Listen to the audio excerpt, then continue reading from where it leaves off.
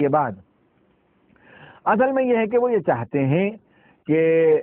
مسلمانوں کو نشانہ بنائیں اور ان کے اندر سے ان کا تشخص ختم کریں، عبادت کے سلسلے میں جو اپنا یونیکنس رکھتے ہیں اسے ختم کریں اور سب لوگوں کے ساتھ ان کو برابر کر دیا جائے۔ یہ گویا کہ ایک انڈائریکٹ فائٹ ہے اسلام کے ساتھ۔ جہاں تک ایکسرسائز ہے اس سے کسی کو اعتراض نہیں ہے، ایکسرسائز سبھی کریں، کیوں یوگا ہی کریں، اور بھی بہت سے قسم کے ایکسرسائز تھیں، وہ سب ایکسرسائز مسلمان بھی کریں، ہندو بھی کریں، اپنے صحت کو بہتر بنائیں، لیکن اس کے اندر جو مذہبی مفہوم شامل ہے، اس کے اندر جو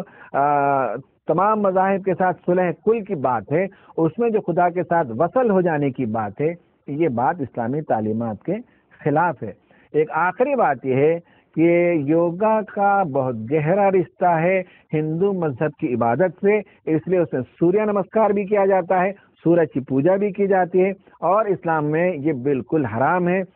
دیکھیں کہ انسان جو بھی فائدہ دینے والی چیز دیکھتا ہے اس کے آگے جھک جاتا ہے۔ چوہا کو دیکھا جھک گیا، گائے کو دیکھا دودھ دیتی ہے جھک گیا، بڑ کا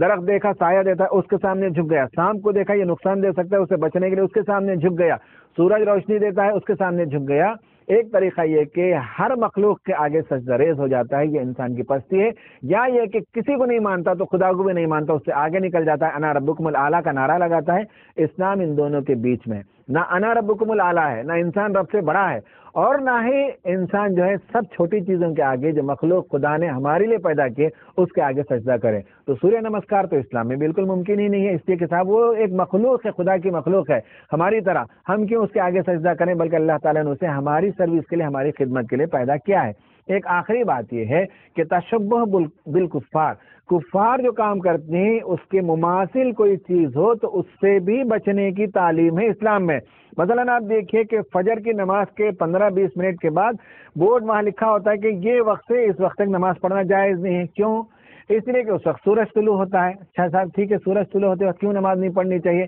نماز نہیں پڑھنا اس لیے نہیں پڑھنا چاہیے کہ کچھ لوگ جو آتش پرست تھے یا کوئی بھی اور تھے، وہ سورج کو نکلتے وقت سورج کی پوجا کرتے ہیں، اس وقت اگر مسلمان نماز پڑھے گا تو شائبہ اس سے مل جائے گا، تشبہ اس سے ہو جائے گی، دیکھنے والوں کو یہ اندازہ ہو سکتا ہے کہ یہ بھی سورج کی پوجا کر رہا ہے، اس لیے اس وقت نماز پڑھنا حرام ہے، سجدہ کرنا حرام ہے، نماز نہیں پڑھتے۔ بعد میں 20 منٹ گزرنے کے بعد قضا فجر کی نماز ادا کریں گے، لیکن اس وقت مسلمان نماز نہیں ادا کرتا۔